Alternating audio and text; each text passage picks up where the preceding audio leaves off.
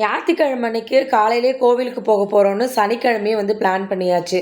சரி நம்ம டி நகர் தானே போகிறோம். போகிறப்போ பூவெல்லாம் வாங்கிட்டு வரலாம் அப்படின்னு சொல்லிட்டு நாங்களுமே ஷாப்பிங் கிளம்பியிருந்தோம். ஆனால் நாங்கள் ஷாப்பிங்லாம் முடிச்சுட்டு அங்கேருந்து கிளம்பும் போதே மணி 10 மணி ஆயிடுச்சு. பூக்கடை ஒன்று கூட கிடையாது.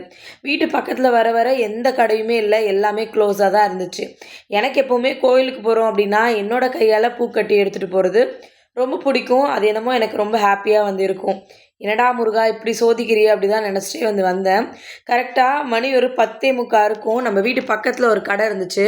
அந்த அண்ணா கடையை கரெக்டாக க்ளோஸ் பண்ணிவிட்டு அப்போ தான் கிளம்புனாரு. ஆனால் நாங்கள் கோவிலுக்கு போனோம். பூ மட்டும் இருந்துச்சுன்னா கொஞ்சம் கிடைக்குமான்னு கேட்டிருந்தேன். வெயிட் பண்ணுங்கம்மான்னு மறுபடியும் கடையை திறந்து எனக்காக பூ கொடுத்துருந்தாரு. ஒரு 70 ரூபாய்க்கு சாமந்தி மட்டும் வாங்கியிருந்தேன். அது எல்லாத்தையும் கட்டி அதுக்கப்புறம் கோவிலுக்கு எடுத்துகிட்டு போயிருந்தேன். நிஜமாவே ரொம்ப ஹாப்பியாக இருந்துச்சு. நீங்கள் கோவிலுக்கு போனால் முன்னாடியே பூவெல்லாம் வாங்கி கட்டி எடுத்துகிட்டு போவீங்களா, இல்லை பக்கத்தில் போய் வாங்குவீங்களான்னு சொல்லுங்கள்.